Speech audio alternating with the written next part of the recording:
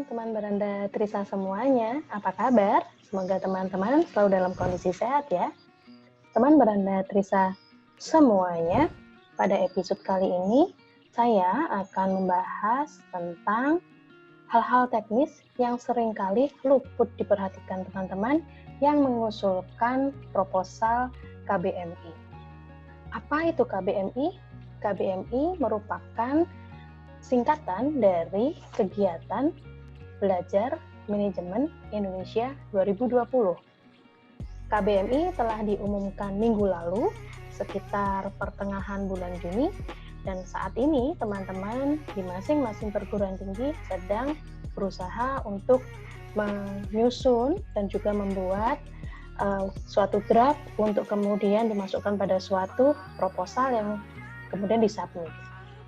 Teman-teman semuanya, KBMI merupakan suatu program dari Kementerian Pendidikan dan Kebudayaan Republik Indonesia yang bertujuan untuk meningkatkan kompetensi kewirausahaan di kalangan mahasiswa.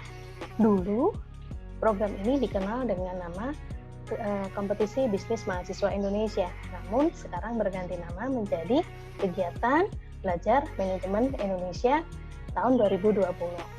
Nah, seperti tadi yang saya sampaikan bahwa program ini merupakan kegiatan yang sangat kompetitif di mana pesertanya sangat banyak sekali. Oleh karena itu, teman-teman diminta untuk melakukan perencanaan sebaik-baiknya sebelum teman-teman mensubmit proposal KBMI-nya. Ada 4 hal yang bisa teman-teman pegang ketika teman-teman menyusun proposal KBMI.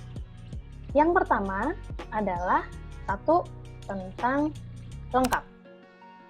Yang kedua adalah konsisten.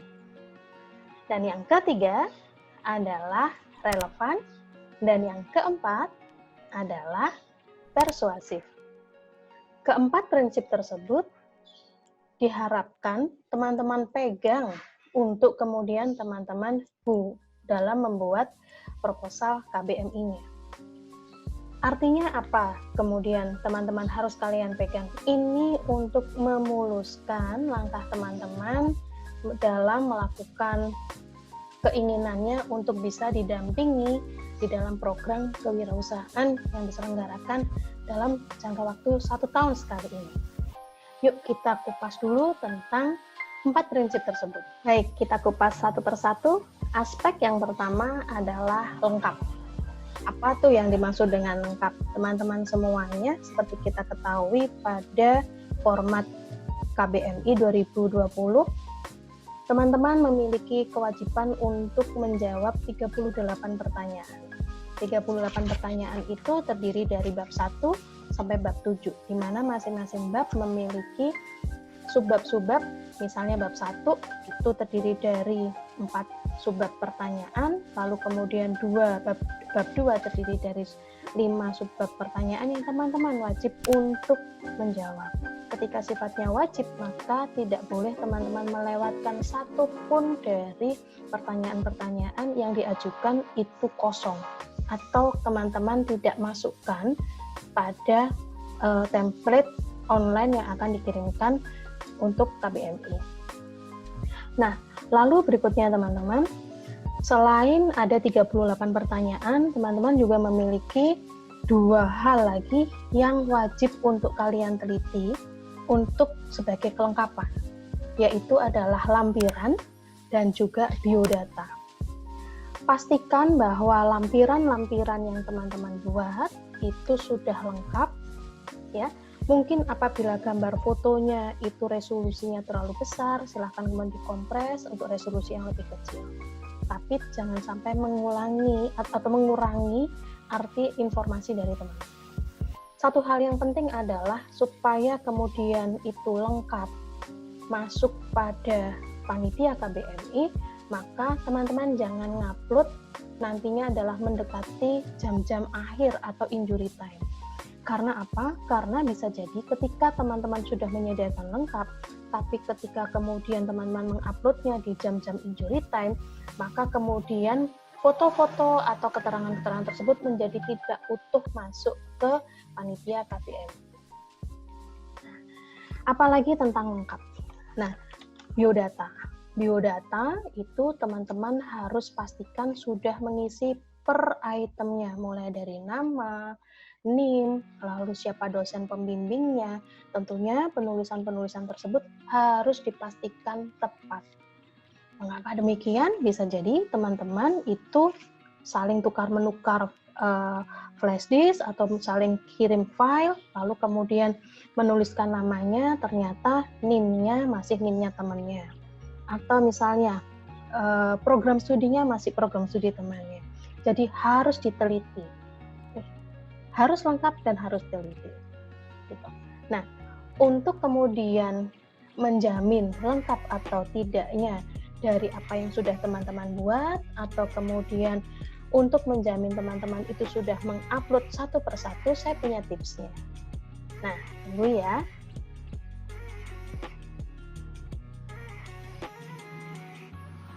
Tipsnya seperti ini, teman-teman silakan buat checklist kelengkapan dokumen KBMI 2020, tentunya lebih baik disesuaikan dengan kebutuhan teman-teman, gitu ya, jangan sekedar contoh. Misalnya kalian bisa buat pada MS Word atau teman-teman buat di dalam Excel. Lalu di sini kalian bisa tuliskan misalnya nomor, lalu bagiannya, lalu ada subbagian, sudah dikerjakan atau belum, siapa yang mengecek untuk pengerjaannya, atau teman-teman bisa tambah di sini kolom, lalu cekernya siapa, satu kolom lagi atau dua kolom lagi. Satu adalah sudah diupload atau belum, lalu cekernya siapa atau yang mengecek siapa. Nah, intinya informasi pada checklist kelengkapan ini apabila sudah dikerjakan, maka teman-teman tinggal berikan suatu keterangan di sini, boleh di-OK-kan ataupun dengan tanda cawang atau centang, gitu ya. Jangan lupa siapa yang mengecek, karena ini untuk apa? Ini untuk cek dan dicek supaya tidak ada satupun dari informasi-informasi yang diharapkan pada proposal itu terlewatkan. Nah, ini kurang lebih seperti ini. Silakan teman-teman kembangkan sendiri, ya.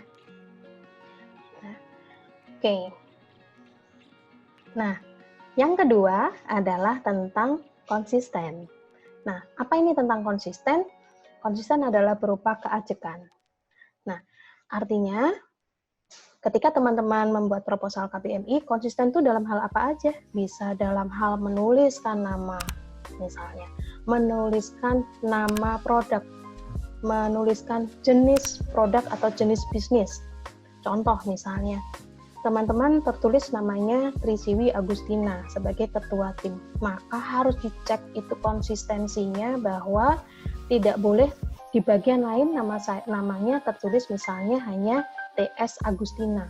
Ya harus sama, Trisiwi Agustina, Trisiwi Agustina, Trisiwi Agustina. Posisi ketua maka adalah sebagai ketua. Posisi misalnya saya sebagai anggota, maka di lain lembar harus sebagai anggota. Untuk misalnya dari sisi jenis produknya misalnya. Misal teman-teman buat coffee shop, gitu ya. Buat coffee shop misalnya adalah judulnya Coffee Shop Selaras Jiwa, begitu ya. Nah, maka teman-teman harus konsisten menyebut pada bagian-bagian lain itu coffee shop. Tidak bisa teman-teman menyebutnya sebagai kedai kopi atau kedai kopi. Gitu. Harus konsisten menyebut sebagai coffee shop, tidak sebagai kedai kopi. Itu dicek terus, jangan sampai menjadi tidak konsisten. Baik, yang ketiga adalah tentang relevan. Apa yang dimaksud dengan relevan? Yang dimaksud dengan relevan adalah bagaimana teman-teman menyajikan informasi maupun gambar-gambar itu relevan dengan usulan bisnis yang teman-teman sampaikan. Nah, contoh misalnya pada Nobel Proposition atau hal mulia yang ingin kalian tuju. Misal, kalian ingin mengangkat masalah ekonomi atau pemberdayaan masyarakat, pemberdayaan ibu-ibu yang tinggal di pesisir pantai kota Surabaya. Maka data yang relevan adalah yang menyangkut ibu-ibu yang tinggal di pesisir pantai Surabaya. bukan ibu-ibu yang tinggal di pesisir pantai Tuban misalnya, atau di pesisir pantai Pangandaran misalnya, karena tidak akan pernah sama kondisi sosial ekonomi. Lalu yang kedua misalnya, tentang misalnya teman-teman membuat gambar yang dilampirkan pada bagian lampiran, itu misalnya teman-teman membuat tentang website, penjelasan tentang website atau Instagram misalnya. Maka apa data yang relevan? Data yang relevan adalah misalnya yang untuk konteks misalnya untuk pemasaran atau untuk konteks penjualan. Konteks pemasaran, teman-teman bisa menyampaikan apabila dinyatakan secara narasi menjelaskan pemasarannya adalah offline dan online, maka pada lampiran teman-teman juga harus menjelaskan atau menampilkan gambar-gambar yang di mana teman-teman melakukan pemasarannya secara offline maupun secara online. Misal secara offline, mengikuti pameran-pameran, mengikuti bazar misalnya, atau bahkan memiliki suatu gerai atau suatu kedai. Apabila dilakukan secara offline, maka teman-teman harus bisa menampilkan screenshot atau capture dari suatu gambar yang misalnya teman-teman ada menawarkan barangnya melakukan penjualan melalui marketplace atau melalui Instagram. Instagramnya itu menunjukkan bagaimana proses interaksi antara Anda atau teman-teman dan juga konsumen di dalam melakukan proses pemasaran dan juga mungkin dalam proses penjualan. Bisa ditampilkan testimoni, bisa pula ditampilkan tentang bil harga dan sebagainya. Itu menyangkut tentang yang keempat. Yang keempat adalah persuasif. Karena ini adalah sifatnya adalah proposal atau sifatnya adalah pengajuan, maka untuk kemudian meyakinkan reviewer, meyakinkan orang lain, untuk kemudian menerima usulan kita atau usulan kita dianggap layak, maka teman-teman harus pandai-pandai melakukan persuasif dalam bentuk narasi maupun gambar. Pilih kata-kata yang baik, pilih kata-kata yang etis. Demikian juga nanti pada saat teman-teman membuat judul, begitu ya. Judul pilih yang kemudian mudah diingat, enak didengar, mudah diucapkan, tetapi tetap pada koridor etis. Kembali lagi tadi pada persuasif misalnya. Misal teman-teman saat ini memiliki ide untuk membuat masker kain. Maka kemudian saya ambil contoh misalnya di sini, membuat masker kain ini, di mana misalnya teman-teman ingin menyampaikan bahwa masker ini dibuat dengan jahitan yang rapi, misalnya jahitan yang rapi, yang kuat, ya, gitu ya, yang rapi, yang kuat. Lalu kemudian maskernya bisa bolak-balik, misalnya maskernya bisa bolak-balik. Yang ini teman-teman sampaikan pada keunggulan produk teman-teman pada bagian proposal, maka untuk mempersuasinya ketika di lampiran teman-teman harus mengambil sudut gambarnya yang pas, yang bisa menunjukkan bahwa jahitannya memang rapi, lalu kemudian misalnya bolak-balik, itu juga pengambilannya harus pas, harus persuasif. Apalagi, misal teman-teman punya usaha misalnya kedai kopi, teman-teman menyampaikan bahwa meracik kopinya dengan cara yang sangat higienis. Maka untuk mempersuasi teman-teman harusnya menampilkan bagaimana barista meracik kopi itu menggunakan sarung tangan. Itu persuasif. Nah, jadi teman-teman tolong diingat-ingat ketika teman-teman membuat suatu proposal KBMI ada 4 prinsip. Prinsip yang pertama adalah lengkap, prinsip yang kedua adalah konsistensi, prinsip yang ketiga adalah relevan, dan prinsip yang keempat adalah persuasif. Nah, teman-teman semuanya, selamat mengerjakan proposal KBMI. Semoga keinginan teman-teman untuk bisa belajar tentang kewirausahaan melalui KBMI dilancarkan oleh Allah SWT. Saya pamit dulu. Sampai bertemu pada episode Beranda Trisa berikutnya. Jangan lupa subscribe supaya teman-teman mendapatkan informasi-informasi terkini tentang bagaimana teman-teman menyusul proposal KBMI. Beranda Trisa, kami yang sharing, Anda yang sharing. Assalamualaikum warahmatullahi wabarakatuh.